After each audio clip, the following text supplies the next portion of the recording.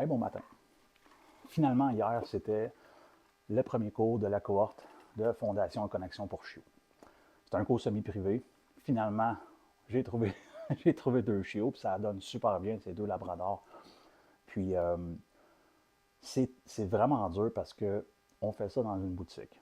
Puis une boutique, c'est comme d'essayer d'apprendre quelque chose à un enfant chez Toys R Us ou au Funtropolis ou ces affaires-là. Fait que c'est très difficile, il y a beaucoup de distractions de tout ça. Puis là, je vais passer un message sur les deux côtés de la médaille. Je vais passer un message pour tous mes clients ou tous les propriétaires de chiens qui veulent absolument avoir un bon chien, qui veulent travailler fort, qui ont le mindset pour ça. Et je vais parler des gens qui aiment les chiens et qui voient des chiens en public. Donc, j'ai dans le cours un petit labrador noir qui s'appelle Bruno. Il est magnifique. Les humains aussi sont magnifiques pour les deux chiens. Puis, on finit la session. Et Bruno, ben, il a fait sa session complète, puis ça a super bien été, puis on essaie de travailler un petit peu plus le calme en public, puis tout ça. Puis là, il y a une femme qui arrive, puis elle, là, elle se peut pas parce que Bruno, il est vraiment cute, tu sais, un puppy, c'est vraiment cute. Puis là, elle se met en petit bonhomme, puis elle commence à le flatter. La grosse énervée parce qu'elle est contente de voir un chiot, puis tout ça. Puis la cliente, elle veut comme pas que le chien saute dessus, puis tout ça. Puis l'autre, elle dit ah, je m'excuse, mais je suis pas capable de me retenir tant qu'il y a un chiot, puis tu sais, toutes ces affaires-là. Puis à un moment donné, ben, le chien, il se met à sauter sur la madame. Puis là, la madame a dit hey, non, non, fais pas ça. Fait qu'à un moment donné, première affaire, je vais parler aux clients en général. OK? C'est votre chien à vous autres. C'est votre façon d'éduquer votre chien. C'est votre façon de protéger votre chien, protéger son comportement, protéger son entraînement, protéger sa personne en soi.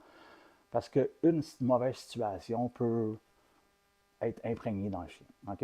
Donc, première chose, on met une colonne, on habite ses testicules, puis on dit aux gens, s'il vous plaît, mon chien est en entraînement, on ne touche pas à mon chien. Deuxième option, on explique comment approcher ou ne pas approcher le chien, puis on instruit un peu la personne qui est réceptive, si la personne est réceptive. Puis troisième chose, souvent on ne peut pas contrôler le public, fait qu'on fait juste s'en aller, puis on ignore complètement la personne. Donc on veut autant que le chien il crée une certaine neutralité envers son environnement pour que le chien ait un meilleur état d'esprit, mais on veut aussi que nous autres on crée un peu cette espèce de neutralité-là pour justement qu'il y ait une symbiose avec notre chien puis nous autres. Puis là, il y a un meilleur chien équilibré, puis là, on va pouvoir sélectionner la qualité de socialisation qu'on va faire.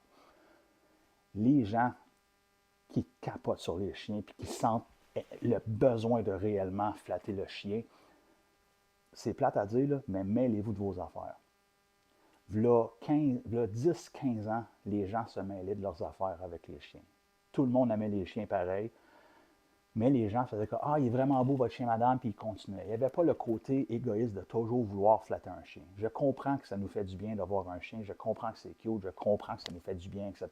Mais il faut penser à l'autre personne qui tient la laisse, qu'est-ce qu'elle veut réellement avec son chien. Donc le respect, c'est très important. C'est pas parce qu'on est poli, c'est pas parce qu'on s'excuse que ça donne automatiquement un respect. Le respect n'est pas là dans ce moment-là. Donc on fait attention à ça. Si on n'est pas capable en tant que adulte de contenir ses impulsions et ses émotions. Puis après ça, on demande au chien de se contenir, de ne pas japper, de ne pas sauter, de ne pas réagir, etc.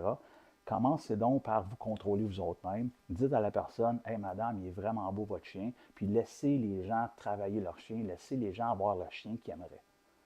Si la personne, si vous le demandez poliment, puis la personne vous instruit, ou si vous voyez que la personne est un peu pas à l'aise, lisez un peu le langage corporel de la personne, parce qu'il y a des gens qui sont pas, sont trop gênés.